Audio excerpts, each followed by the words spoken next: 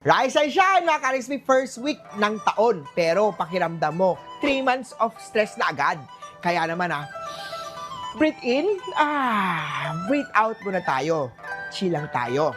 Alamin natin ang swerte ngayong araw ng Lunes! Sa mga pinanganak ng Year of the Rat, may misunderstanding sa email chain. Kaya mag-double check lahat ng mga memo bago mag-reply. Stay sharp and kalmado lang. Green at 6. Kaya Ox naman tayo, partner mo medyo moody. Mercury plays with emotions. Mag-adjust ka muna at huwag agad sumagot ng mainit. Yellow at 8. Kay Tiger naman tayo, postpone muna tayo sa pagpirma ng mga kontrata. Mas safe mag-antay para sa mas malinaw na usapan. Good decision requires clarity, not pressure. Red at 9. Work. Kay Rabbit naman tayo, boss, praises your calm under pressure. Keep that steady energy. Ikaw lang ang anchor ngayong araw.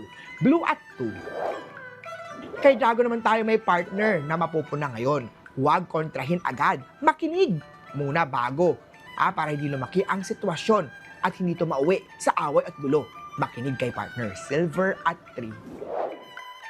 Kay Snake naman tayo, recheck reports bago mag-submit. Maraming magpapaglaro ng energy sa paligid.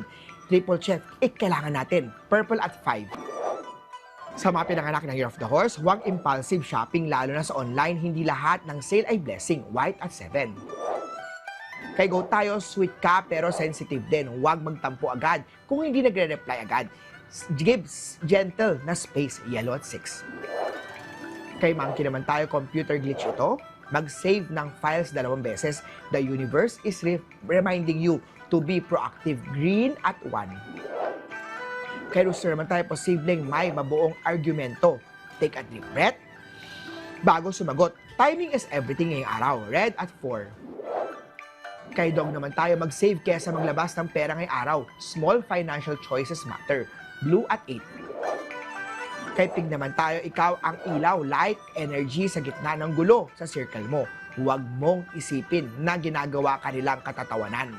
Sadyang puno ka lang talaga ng good vibes, ng happy energy at nagpapabago nito ng kanilang mga mood. Gold at 5. Muli po, ito po'y gabay lamang mula kay Master Hans Kuwa. Nasa inyo mga kamay, nasa lalay ang inyong tagumpay. Kaya lagi tayo ating positive at i-manifest natin ang success, mga ka-RSP.